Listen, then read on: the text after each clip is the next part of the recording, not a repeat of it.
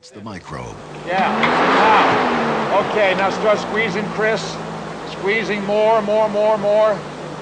Good. More.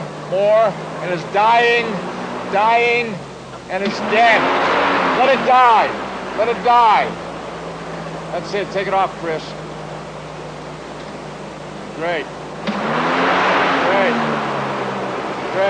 Cut it. All right. Very good.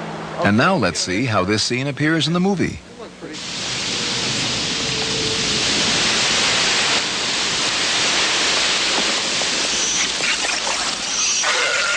That's too.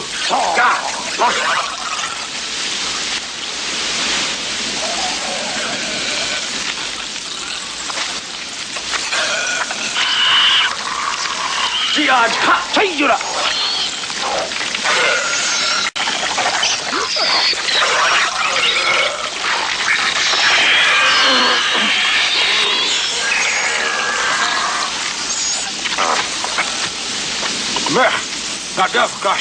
How did Star Trek III evolve? Producer-writer Harv Bennett comments.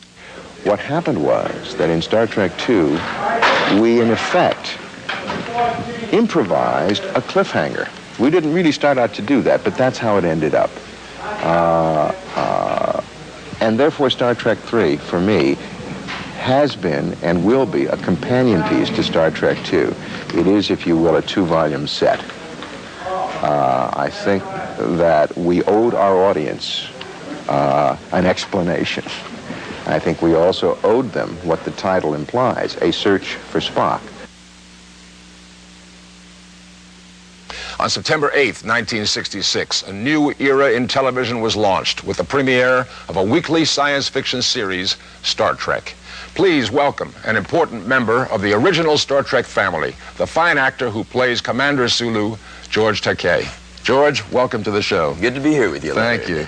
You know, we've worked together as actor and actor, now as host and guest, and in Star Trek III, we worked together as director and actor. How did you feel about that? Well, I got to tell you, with you in that director and me in that actor position, it was different from that actor and actor relationship. How and so? How did you feel? There was some apprehension, to be honest with you. Why? Well, you know, actor-actor relationship, you know, your colleagues, your peers. Mm-hmm. Now, in that director-actor relationship, you decided who got the close-ups, whose scenes were cut out. Mm-hmm. You were in the director's seat. You were in the operative decision-making seat. And so I had to compete with my colleagues for your attention, you know. So there was that kind of skittishness. But, however, I gotta add that once we got into the flow of the thing, it was a whole totally different situation.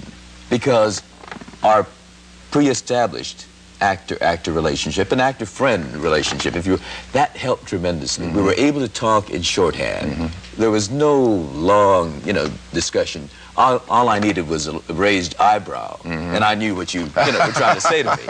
So that, there was a whole different relationship there altogether. Also, I think what you did was you came certainly very well prepared, and that gave us a great deal of confidence. But I found that with other directors that come well prepared, they have a certain vision, they know what they want, and that's what they're going to get.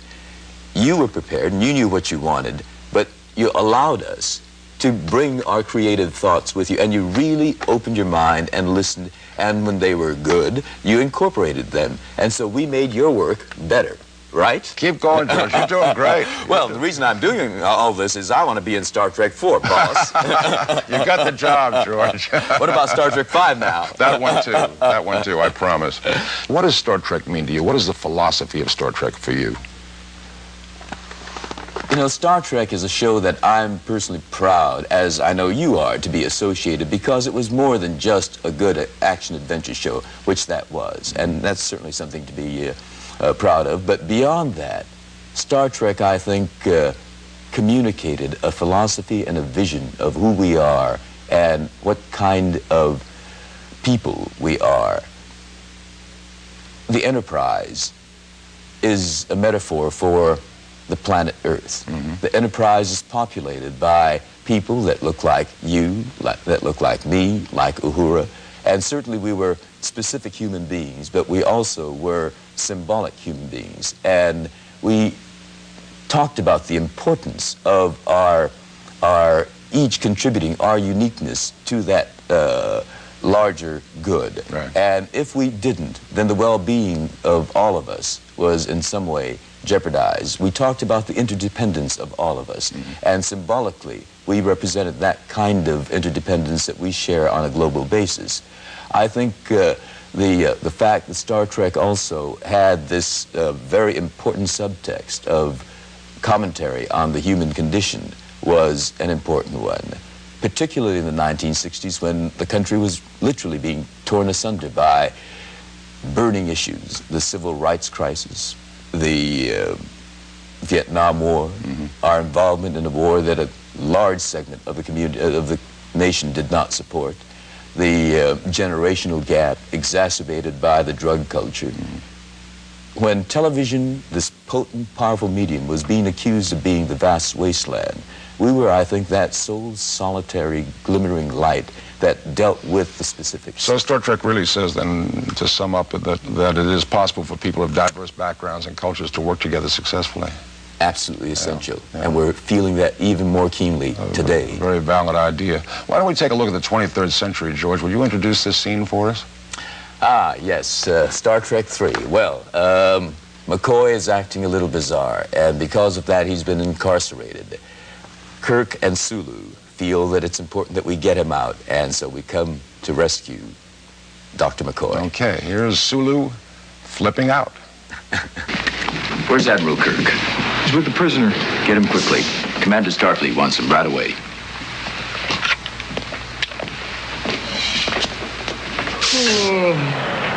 Keeping you busy?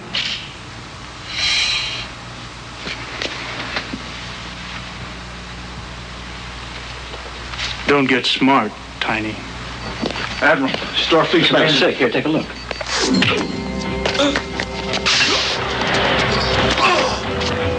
Side elevator. Agents on their way up.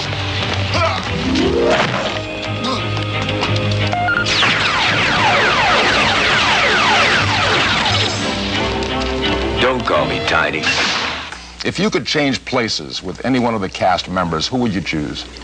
Well, I don't know whether I can comfortably say this in front of you, but... Say anything you want. Well, I still want to do Star Trek 4, you know. Okay, you got it. In that context, Sulu really has prepared his whole career with Starfleet and planned it and patterned it after Admiral Kirk, when he was Captain Kirk. He was his role model, and his, of course, goal is to achieve his command, the captaincy of his own ship.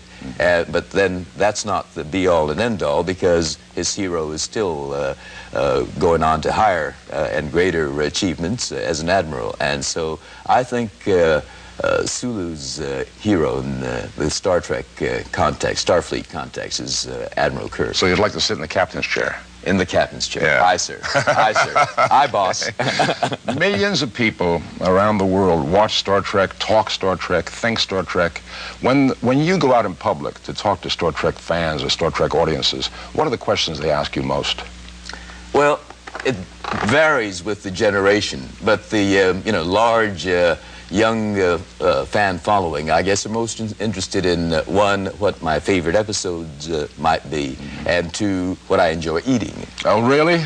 What do you tell them? I love chocolate chip cookies, and I get boxes of chocolate chip cookies. Sulu is a chocolate chip cookie nut. I am a chocoholic. Now, people know that I'm a runner, but I get run boxes and boxes of chocolate cookies now, you know chocolate chip cookies. That's great. I already get them. And when